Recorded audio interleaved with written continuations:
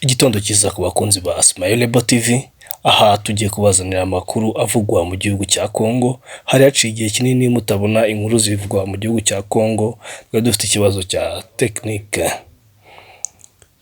Mwibutsa kumanza wakora subscribe ku muntu utari wayikora, comment, like na share. Iyi ni inkuru yavuzwe ejo mu mujyi wa Gisenyi, abantu bose bavuga ku mbuga Congo irafungurwa, imipaka irafungurwa, abantu bahahira hakurya. Ariko nko mu masaa 9 bagiye gusura imipaka bareba ubwirinzi bimeze bite. Imbere yuko uyu mupaka wafunzwe tariki 17 Gicurasi 2026 mu gitondo cyo ku cyumweru, uwo munsi hari ku cyumweru ndabyibuka neza. Inkuru ivugwa yavuzwe umunsi w'ejo mu masaa 9 nibwo havuzwe ko umupaka wafunguwe tariki 2. Muri iki gitondo twabonye video ya meya w'umujyi wa Goma, ari we Desire Ngabo Kisuba, niwe watangaje iyi nkuru ivuga ko umupaka ushobora kuba ugiye gufungurwa ku bantu bahahira i Goma ndetse n'abahahira i Gisenyi, ku bakongomani no ku banyarwanda.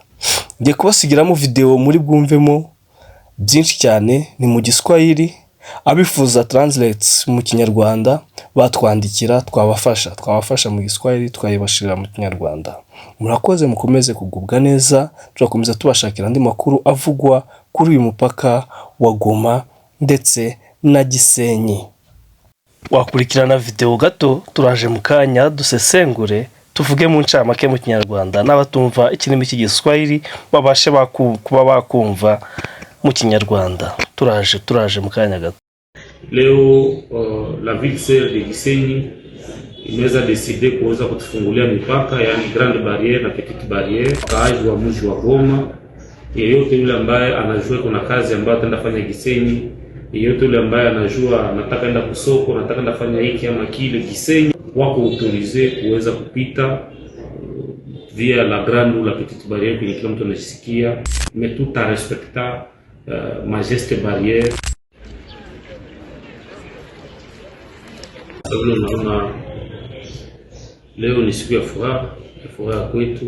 Kwanza tutaanza kushukuru uongozi wa chama kwa kazi yote ambayo wanaenda inafanya juu population ya Goma, na kushukuru aussi ville sœur ya Gisenyi ambayo après muda mrefu ya epidemia ya Ebola, ce n'était pas facile kuweza fungia mji kama Goma. La frontière, ce n'était pas facile, mais c'était dit na hiyo epidemie ya Ebola.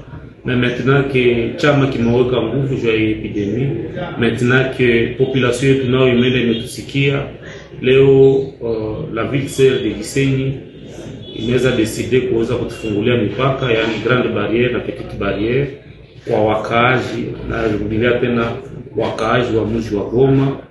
Yeyote yule ambaye anajua kuna kazi ambayo ataenda fanya Gisenyi, yeyote yule.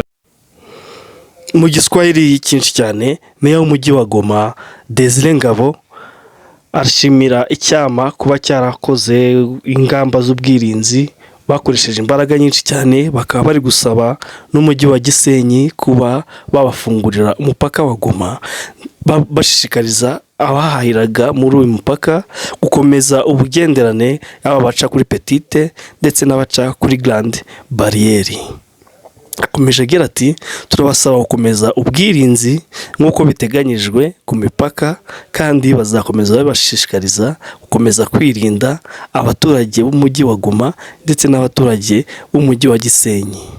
Uyu mupaka urafungurwa, dutegereje itangazo, ariko hari abambuka, abafite imirimo bakorera mu mujyi wa Goma ndetse n'abatwara ibiribwa mu buryo bw'ubwikorezi barimo barambuka.